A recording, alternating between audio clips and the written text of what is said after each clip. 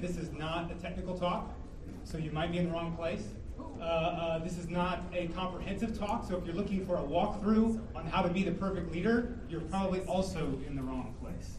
So wanted to at least give you a heads up pretty quickly. This is probably what I would consider, at least I certainly considered it, a non-standard B-Sides talk. So even if B-Sides is a non-standard conference, this is a non-standard B-Sides talk. So there you go. We're going to go a little bit about, we're kind of going to start with ourselves and kind of where leadership starts. We're going to go into who we're leading, what we're leading, why we're leading, those kinds of stuff. But before we kind of get into it, I'm going to give you a little bit of background to set the stage. First, background about the talk itself. I'm posting things as we go on Twitter, so you'll see things linked to the slides, as well as resources at the end. So even if you're not a Twitter user, twitter.com/PJBeyer, and you can get everything without being logged in. Background about me. So I am a family man, my lovely wife, oldest son, daughter, next daughter. I tend to catch them in funny poses. I'm sure they'll kill me later for these photos. I think he's about to throw the ball at me here. And then this is our family. We have one on the way, so we're pretty excited about that, due in September. I'm a Catholic Christian.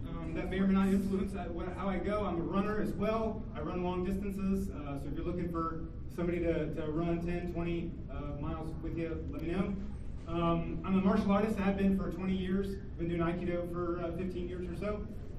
And I work for this company now as of 2.5 weeks ago. Proud of that. And I've been leading the ISSA chapter here in town for quite a while as well. I kind of stepped down as president, but that is also an influence and some background on what we're talking about. Let's give a little bit of background on security. I really am convinced that leadership applies to you no matter what role you have in security, okay? You may be a developer, a builder of systems, all right? You may be a breaker of systems. You may be a pen tester or something like that. You may be a defender, you may be a blue teamer, kind of in the trenches. You might be at the top of the food chain. I don't know if you count that as the top of the security food chain. Sometimes I feel like the risk manager is the bottom of the security food chain, but no matter what level you are in security, leadership applies to you. Let's also kind of do a bit more about expectations for what we're going to talk about now, and this kind of facilitated conversation rather than anything else. I am not an expert on leadership. I've been leading for a few years, groups for a few years, not for a few decades like some people in this room. So there are plenty of people who've been leading for a lot longer than I have, and plenty of people who were better at it on their first day than I will be in my second decade of leadership. So I'm not an expert on leadership. This is not a comprehensive treatise on leadership. It is not a book. It is not a manual. It is not even a thorough outline. So if you're looking for a comprehensive take on it, then I'll give you some resources where you think that may get you started. But this talk is about kind of in general what security is about and why I think you need to care about what leadership is. And also, I said it again. This is not a lecture. Let's have this to be a facilitated discussion. The last talk went well in terms of questions and discussion as we went. Let's make this one the same kind of thing. So now, let's talk about leadership itself before we go into it. I want to set the tone. I posted this yesterday, and I wanted to show it to you again. I think that one of our early presidents said it well, and I think he characterized what leadership really is for those of us who may not be a C-level title of some sort, or running a company, or something like that. Leadership applies to all of us. No matter what you do, if you're doing something, you have the potential. You have the potential to be a leader. Leadership is not about a lot of things. Leadership is not about what role you have. It's not about your title. It's not about whether you're a manager. It's not about whether you have a team. Okay, it's not about your role. This is not a talk about thought leadership. Okay, thought leadership is a different thing than what I'm talking about. This is a talk about action. Okay? And this is not about the next great idea. You don't have to have the next great idea to be a leader of any kind or of any sort. If you have a great idea, that's fantastic. and you have an interesting opportunity to be a leader. But this talk is not about the next great idea. And leadership is not always about the next great idea. This talk, and leadership in general, from my perspective, is about the future of our profession, okay? We were having a lot of that, we were bleeding into a lot of that in the previous talk. This talk is about action, it's about doing something, and this talk is really about taking initiative. So that is what leadership is about. My wife and I were talking about this last night, and the phrase we came up with was that I encourage you to lead in place. So don't aspire to be something. Where you are now, you can be a leader. So lead where you are in this moment in whatever you're doing. To do leadership or to make progress in being a leader, we've got to start with ourselves. We've got to grow ourselves into a leader. The first thing we need to do is stop, because for the most part, we all have our heads down, we're all fighting fires, and we're all doing lots of hard work every day. We do have to look around for a little bit, because for the most part, being a leader has little to do with our day-to-day role activities, right? It's not really about doing security better. It's about doing leadership better, and it's about looking around and being a part of our larger community. Because for the most part, the people that really need our leadership, yes, there are people on our teams that need our leadership. I don't disagree with that. But for the most part, the people that need our leadership, certainly our leadership as a profession, but also our leadership for who we are as people, are not InfoSec people. Okay, those people are, the world is a much bigger place, and security, I think, has a real potential as an industry, as a profession, to be a leader in the world. In order to kind of grow to be better leaders, I would certainly argue, and many others in addition to me argue, that you need to be habitual about it. It's not about planning and planning and planning and then doing something tomorrow, and then doing something the next year, and then doing something year after that. It's about day-to-day having habitual activities that make you a better leader. So you can't really talk about habits and effectiveness without referring to Stephen Covey. Stephen Covey's 7 Habits of Highly Effective People is what he's famous for. If you haven't read the book, you probably should take a look at it. His 7th habit is sharpen the saw, and that is what I'm talking about here. That is growing yourself and developing and being a better person in general. So again, he wasn't necessarily talking about leadership. He was talking about being effectiveness. But to be a better and effective leader, you need to sharpen your saw on a regular basis. Continuously improve yourself. We need to also, if we're talking about doing something, I'm talking about being active. We need to be productive, right? I suppose that goes without saying. And I'm not really going to get into the theories or much about productivity. What I'm going to tell you is you got to get stuff done. Period. End of story. There are systems for getting stuff done. There are theories for how to be better, how to be more productive. A lot of them have to do with doing less email. But for the most part, it means getting something done on a daily basis. So if you're going to be habitual about anything, be habitual about being productive. But again, if we're talking about something that is involving larger movements and changing the world, big picture kind of stuff, we have to be careful here, because we will have the tendency to not be healthy. And we have to be healthy about what we're going to do. If you're going to be a leader, if you're going to take responsibility, because that is certainly what leadership is about, if you're going to take responsibility for your actions, then you've got to be healthy about it. We are knowledge workers, certainly whether you realize it or not. You need to balance what you're doing. You need to be healthy about what you're doing. You need to set up a system in your life that can keep you healthy doing this stuff. Whether it's burnout or other kinds of things we run into our industry, frustration, okay? We all must set up systems in our lives to be healthy about doing what we're doing. So before, again, if we're growing ourselves, if we're trying to prep and be better, be ready to be a leader, you got to have a healthy system in place before you go much further than into some of these other things I want to talk about. So let's do that. Let's talk about who we're going to lead. Let's talk about leading a tribe. Tribe is one of these words that have been thrown around in the last few years in terms of groups you might lead. It's a useful analogy in terms of where we come from evolutionarily, or from an evolutionary perspective. But really what we're talking about is working with people who are motivated, okay? It could be, the kind of trick with all this is that attendance is voluntary. When people are following you, or when you decide to be a leader, you have to show up, but it's your choice whether or not you're going to. This is a voluntary activity. Whether people are motivated is really all that matters in terms of how you are leading. So if people really want to be doing what you want to lead, then you're in business. If people aren't really motivated to do what you want to lead, you're going to have to go find a different tribe. It's pretty straightforward and simple. If you identify and find an interesting problem to solve, that's really all there is to it. Lots of folks talk about having passion and being passionate about what you do, and that's great. But passion follows action. Okay? If you are doing something and you love doing it, that's when your passion and energy will show. You don't build and build and build and develop passion and then go do something. You start doing something, and as you have energy and focus, passion follows it. All right. So the size of the group doesn't matter.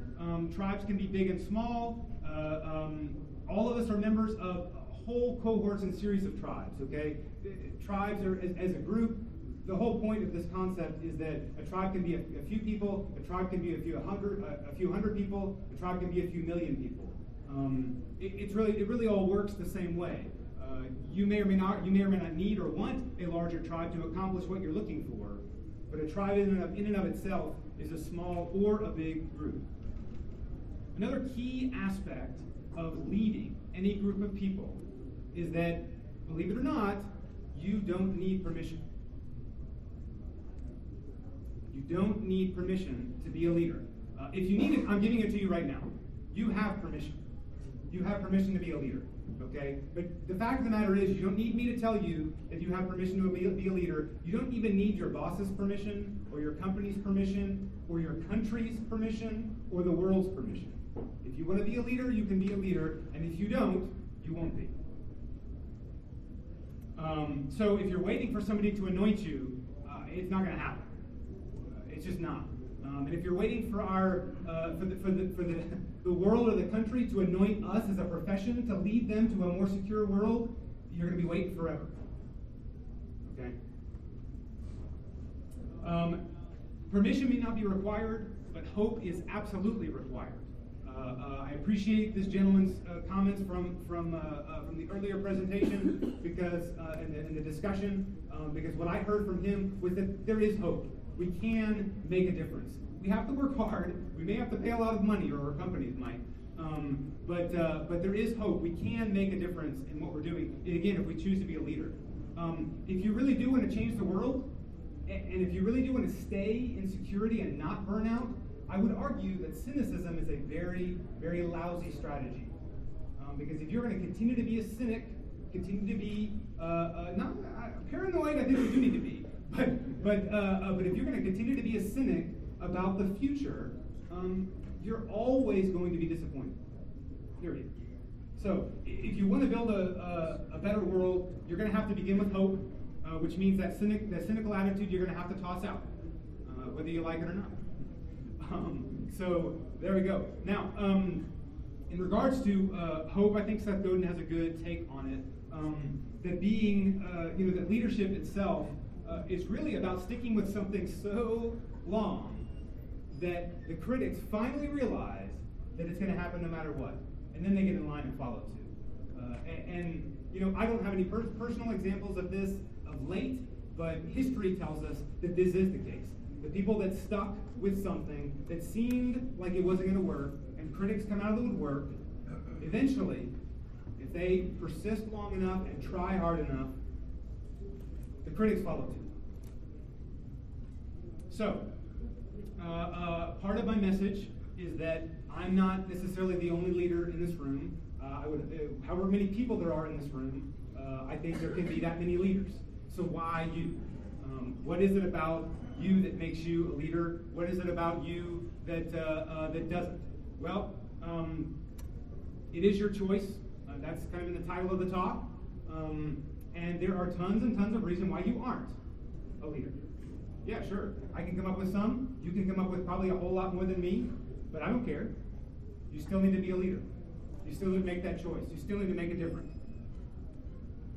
So let's talk about the next phase or aspect. Let's talk about movements. Okay, let's talk about inspiration. Let's talk about where we're headed. There is a bad question to ask here. There is the wrong question to ask about all of this. The wrong question is, how can I do this risk-free? How can I do this without losing anything? How can I hedge my bets? How can I be perfect at this at the starting gate? How can I never make a mistake? Those are the wrong questions. Okay? It's also the wrong question, how do I work to get approval for this? Right? We talked about it in the permission area. How do I get this approved before I move forward, so that if I make a mistake, it won't be my butt on the line?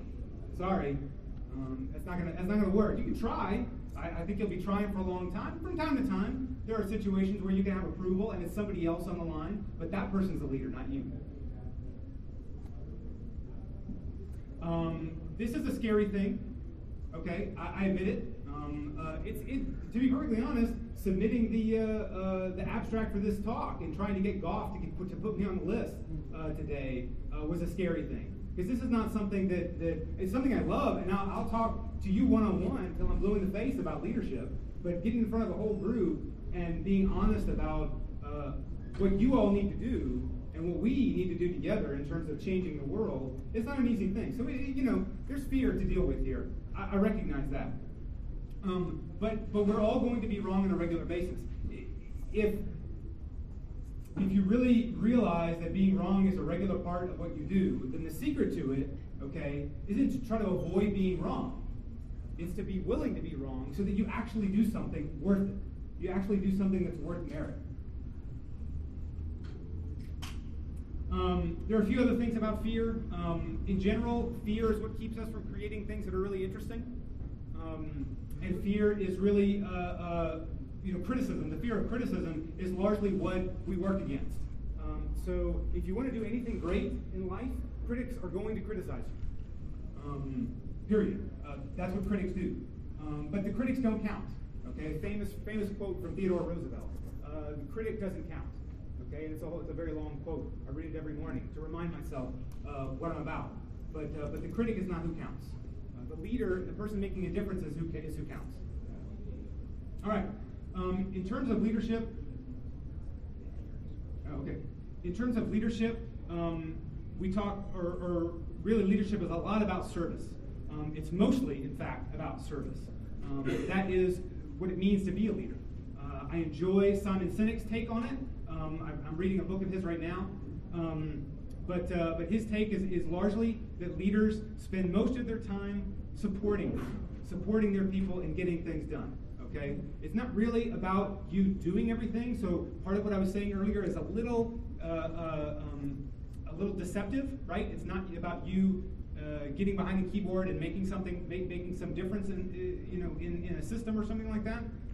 Leadership is about supporting your people to get that vision accomplished or making something happen.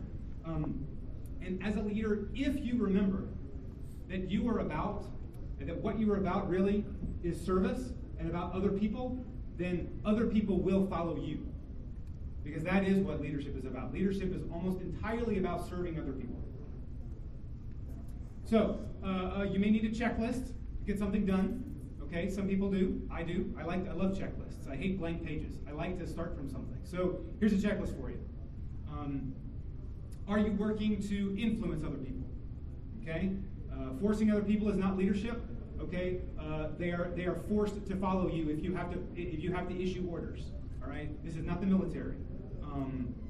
If you want to get something done as a leader in the world, you have to learn how to influence. Next piece in the checklist is speaks a lot to the service concept. If you are building people up, you are a leader. If you are tearing them down, you are a critic. Are you working for trust? Are you building trust in those who follow you? Are you building trust in the world? That is leadership. And then, are you sacrificing? Right? So, this isn't sacrificing a goat. This is sacrificing your personal agenda. This is sacrificing your personal, sometimes time. It's sacrificing what you may want to do with what may has to be done. Now, once you kind of have an idea of the movement you're moving forward, or you're moving towards, or the inspiration you want to instill in folks, you got to cast that vision. Vision casting is a lot about what leadership is. It's certainly a strategic approach to leadership. So if you begin with a vision, that vision really needs to be one of abundance. A vision of scarcity and a world of scarcity is a cynical world, it's a pessimistic world. You're never going to make anything happen. If you really want to do something great, your vision must be about abundance. Movements themselves always start very simply, but have great aspirations and great vision. So beginning with that vision is really what you need to be doing. If you paint that picture and you really get started, then people will follow you. So let's talk about kind of the final aspect here. Let's change the world. We've got to begin somewhere. So first, with changing the world, let's remember that leaders always go first. Okay. So if you want to lead, kind of by definition or the nature of the word, you must be out there first. You are in front. You're going to take the hits. Okay. But that's what leaders do. Leaders go first. If you're waiting for something, if you're waiting for the alternative to really be better, you'll never start. So if you need a starting point, if you're really kind of nervous or you're really trying to find out what this leadership thing is all about, there is a pretty straightforward way of being a leader. Find a great leader. Find a great leader in your life and amplify the work that they are doing. Now that makes you a leader also. It doesn't necessarily just make you a follower. But finding that leader in your life that you believe in already and amplify what they're doing, that makes you a leader as well. Because that requires vision on your part. That requires responsibility on your part. That requires action on your part. The last thing about changing the world, keyword here, leaders eat last. Okay? So leaders go first, but leaders also eat last. We're cleaning up. We're making sure everybody else is served first. So that things happen. Now, leaders also, we may know and follow the rules very, very well, but we really need to know when to break those rules to make something happen. Now, I'll kind of play on my own word here. If you make leadership about changing the world all the time, you're not really going to get anything done. Leadership is mostly about something that you expect of yourself every day, and that you expect of other people every day. So, if you want to be a leader and you want to start a movement that changes the world, you are in good company. There are a lot of people in our profession who are doing something very similarly, who you may learn something from when you want to get started in how you cast your vision. Okay?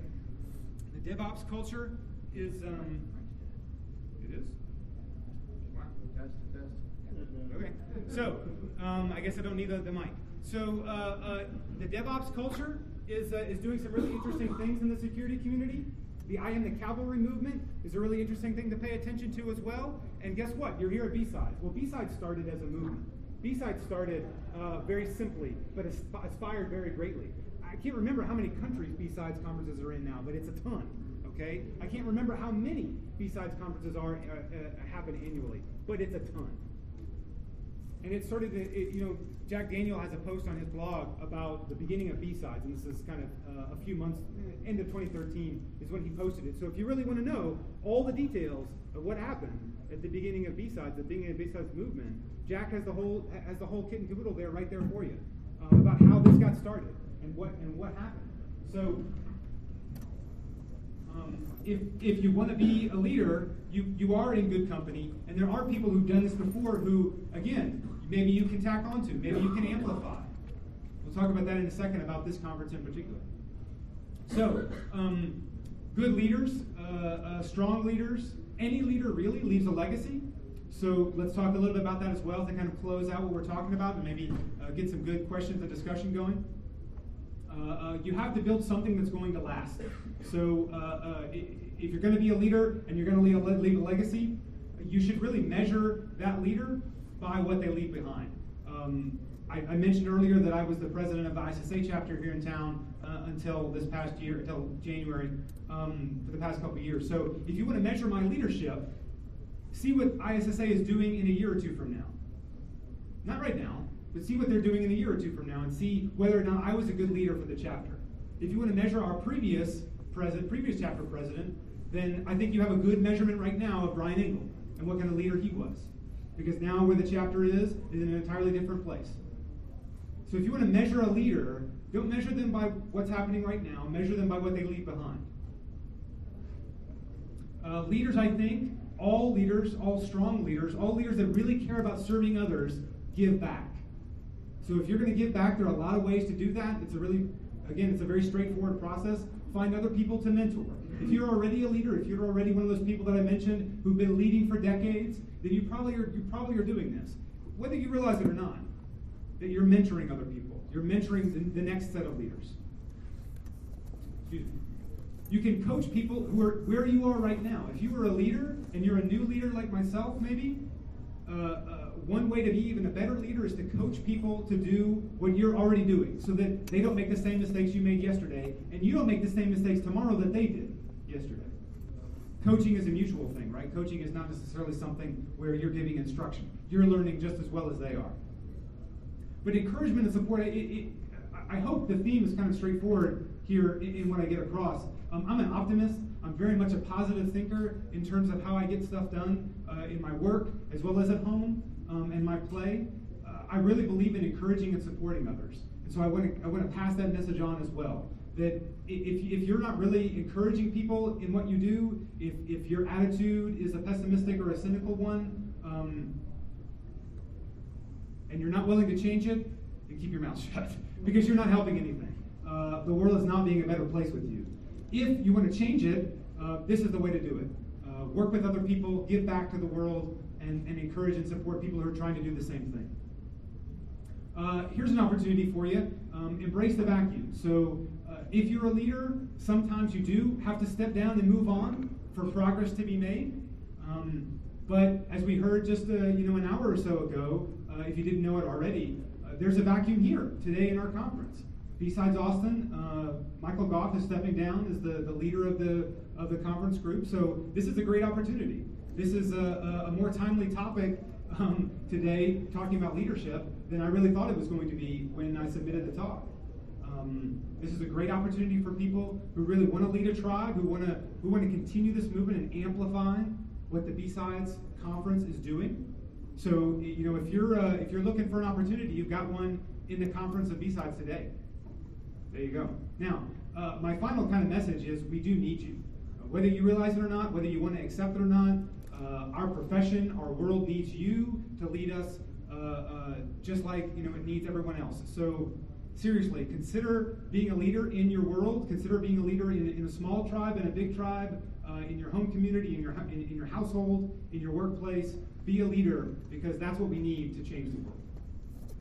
So I'm going to conclude or finish with some resources because I like to leave folks with actionable material. And while I enjoy my slides, you may not in terms of doing something tomorrow about being a better leader. So I'll try to give you a little bit of something that you can leave with. And again, these slides are posted.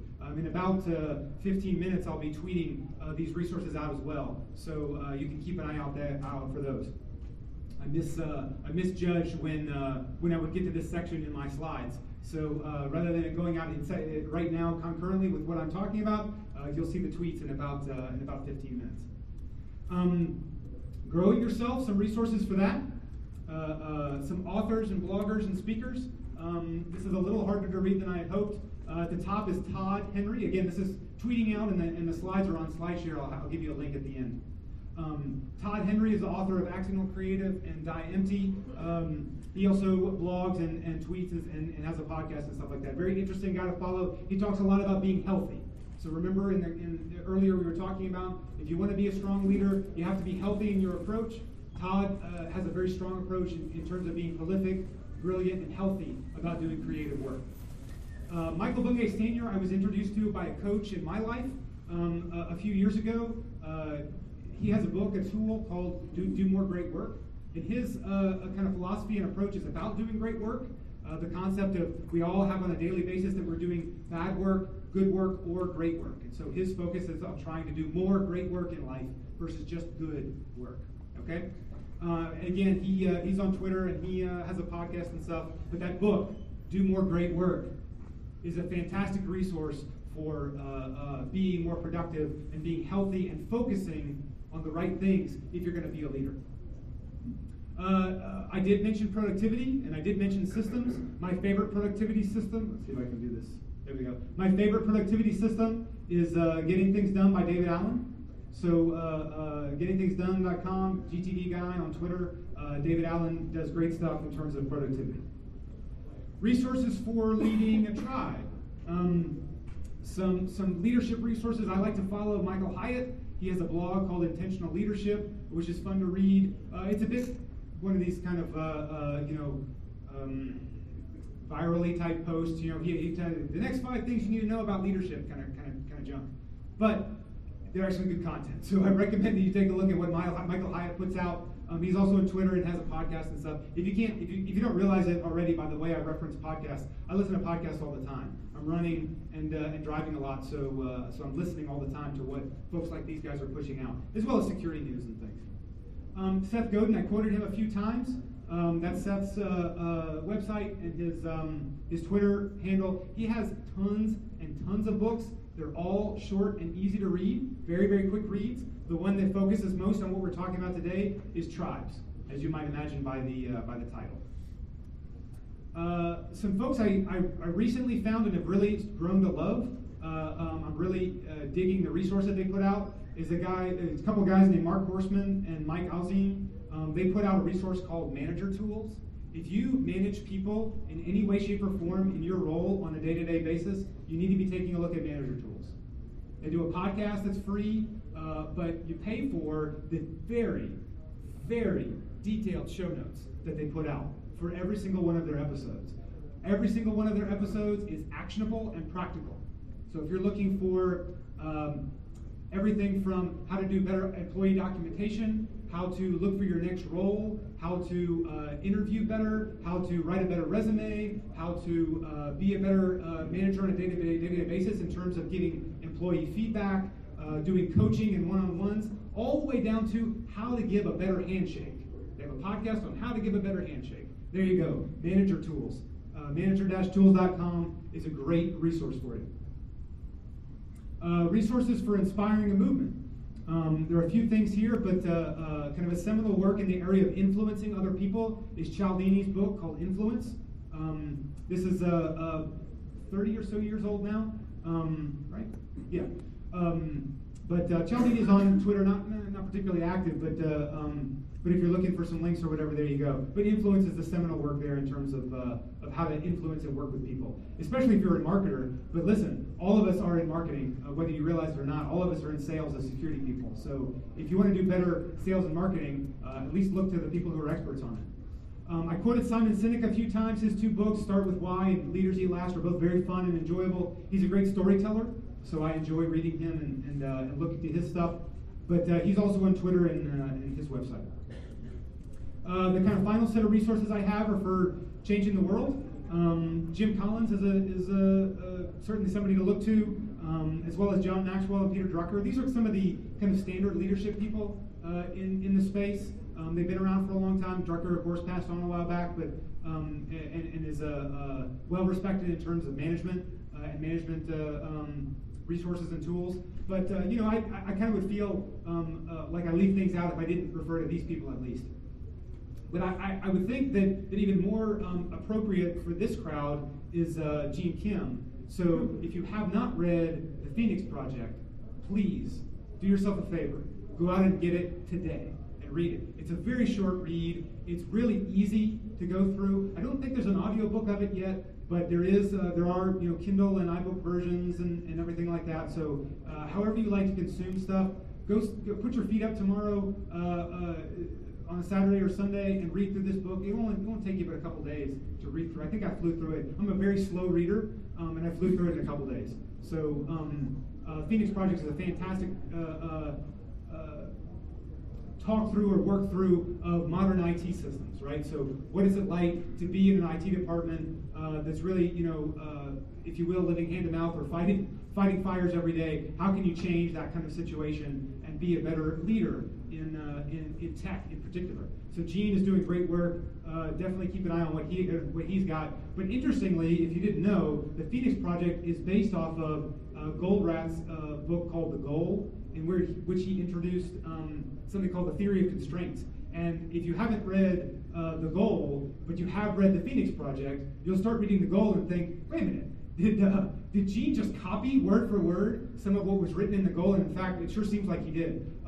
They're written in the exact same way. The Goal is longer, but they're written the exact same way. And if you're interested, if the Phoenix Project is fun for you, then The Goal is a great resource to continue on. And Goldratt has tons and tons of books after that to go into how you can be more efficient with doing your work. All right, so I've either bored you or excited you at this point, so let's find out which one. Do we have questions? And if not, let's start a discussion about leadership. We've got plenty of time. I'm sure the food will stay warm or whatever. I think it's sandwiches, so it doesn't matter if they're warm or not. Go ahead. So you were talking about the problems of pessimism and cynicism and however you want to euphemistically wrap that up as realism. Sure. A lot of the ways you can try to overcome that is by choosing accomplishable goals. You talked about making lists. If you see yourself doing stuff, whether or not it's the big picture, little picture stuff, you will start changing that mindset to a more positive mindset. Awesome, that's great. Can I repeat that? So for folks who didn't hear, the comment basically, I'll summarize, so tell me if I get this right, but it's really to break down what you're doing into some more actionable and digestible kind of goals and concepts. So really making something that's a bit more measurable, a bit more achievable in your life, and see progress. And once you see progress towards that goal, the larger goal with smaller goals in between, it tends to be a little easier to believe in what you're doing. You see progress in front of you. That's great. Who else? Who else is Stephen? I want to second your comment on the Phoenix Project there. That is an awesome, awesome book. We started a book club at Comptroller. Mm-hmm. Every Friday we go through a few chapters of that, and it's amazing because we've got people from development, people from security, obviously, and various other folks from all walks of the organization sharing a common discussion. Absolutely, absolutely. Phoenix Project is fantastic. If you're interested at all in DevOps, or if you want to kind of understand what DevOps is about, if you've seen this phrase flying around, you're like, what's going on? Like, I don't understand what's going on. The Phoenix Project is a great place to start. It at least kind of explains, without saying, this is, DevOps, here's the definition, right? It talks you through what a new world might look like, okay? Who else is Matt? You talk a little bit about the strategies to, especially on a volunteer team, you're always going to have a doubt in God, basically. Sure. If you're volunteering, there's really not a lot you can do except try to get them to the goal. So, like some strategies to sort of work on those people or to kind of get them to see the vision or, that kind of stuff. Absolutely. So I find people, that's a great question or point, Matt. The way I tend to approach that kind of thing is one-on-one. So I tend to try to find opportunities to draw those people out face to face. It's a lot easier for people to be cynical online, right? Via email or over the internet, right? We all know that. We're all familiar with YouTube comments. But it's also easier for people to be cynical in a group, right? To kind of shoot down an idea, certainly in brainstorming sessions and things like that, right? I find that once you get somebody one-on-one to try to understand their perspective, they have a better opportunity to tell you where they're coming from, and then you have a better opportunity to share where you want to go as well. And I think in those kinds of sessions, you get the opportunity to try and find a shared destination, someplace that you can both agree on, right? On that as well, give them something to do. Put them in charge of something. Excellent. I love it. Empowerment, right? So in serving others, one way we can do that is by empowering them to be a leader themselves. Yeah. That's great. Deej, did you have a question? Well, it's kind of building on that. I was going to emphasize volunteer, because volunteering allows you to find your passion, and it puts it kind of in a no-risk or low-risk opportunity for you to grow into a leadership position by starting with something that you believe in, and then, like you said, kind of sharing the vision, and then taking it to the next step. Absolutely. Hey, I mentioned it before, and Matt kind of referred to it as well in terms of volunteering, that with volunteer groups, there are people who, we're good. There are people who who are going to doubt, who are going to be cynical, who don't think that we can go where we're going. But those people have bought in on some level. Right? If they've decided to be a volunteer in your group, remember, attendance is voluntary, right? If motivation matters, if your tribe is about who is motivated to get to the goal, well, they've already met the minimum bar. You know, they are taller than this measurement. They're allowed to enter the ride. So if they've decided they want to come in and be a part of what's going on, then we've just really got to figure out what is holding them back, or how we might be able to change, or how we might be able to empower to get to a shared goal, and figure that out, because they've already decided they want to be a part of this. This is not something they're forced to be a part of. What's up? Other questions? Who else can oh yeah, go ahead. Do you have any comments about challenges of working remotely? So you like not seeing your team face to face and still trying to be a leader at some point? It's a very apropos question for me right now. So I have historically led people face to face. I am now director of a team that is entirely remote. I'm the only person here in Austin on my team. My boss is remote. My team's remote. My boss is in a different place than my team. So anyway, it's a challenge. And so I went to folks who are mentors in my life, and I asked them the same question. And one of the things I got back was, we are in an age of modern technology, okay? And I am their manager, so I can't do this. I force them, and I force all of us, to be on video, so that we're always engaged in terms of eye to eye. Now, it's not perfect, okay? It's not the best solution in the world, but I think it's better than just dialing in. I think it's better than just email. So seeing facial expressions, understanding whether, how somebody's reacting. I mean, I was doing my best to scan the crowd as I was going through, and I'm not the best reader of people in the world, but I can at least see when people are nodding. I can at least see when people are smiling. I can at least see when folks are agreeing with where I'm going, or maybe are like wondering, where is he headed? So I think facial expressions in video is a big part about leading remote people. And I tell you what, ask me in another year or so. Hopefully I'll be a better leader at that point of remote folks. I think it's a challenge. I think it's a legitimate challenge. Anybody else have? Yeah, what's up? We used to have virtual coffees on Friday afternoon, and we always had respect for the people offshore. So my team pitched at high health for the first 6 weeks. We had to get up at 2:30 in the morning to have virtual coffee. The rule was we could talk about anything but work. Nice. And pretty soon people just got up voluntarily, even if you didn't schedule a meeting. It was just a common courtesy to your friends that half of the time I would meet you at 2:30 in the morning, the other half of the time you could talk to me at 4 in the afternoon. Cool. That's great. Yeah, I've been on remote teams for probably at least close to 10 years, on and off. And right now, my team here, we're remote to people up in the Northeast, and we got people in India and people in China and so forth. So the biggest thing I find is really keeping communication open. And video is excellent. Yeah. I mean, now it's come to a point where businesses are now accepting it. It's mainstream technology, so video is helpful, but being technologists, what I realize is everybody is heads down, and communication is somewhat very difficult for a technologist as opposed to a business person, right? A real true business person is going to be very outgoing. We are very much introspective. We tend to be our own little individual, independent person. But it's actually making the effort to go out and reach out to your other team member, whether it be instant message, or it's a phone call. It's very easy for us to go, hey, let me put this on an email. Well, we take the time to say, hey, let me give a call, especially if they're in the same time zone or an hour away. Picking up that phone makes a world of a difference.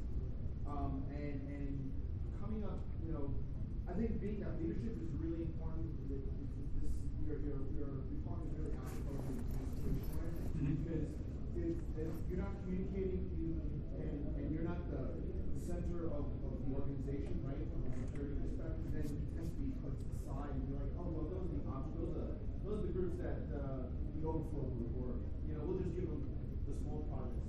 But if you tend to, if you put yourself out there and take that risk to say, okay, let me find out a problem that they're worrying about that we can solve down here, and all of a sudden the communication's going to be open, because they're going to be like, well, what do you think about that, or what are you guys doing, or hey, can you lead that? So I mean, taking that risk, getting yourself out there, and making sure that if they don't want to communicate,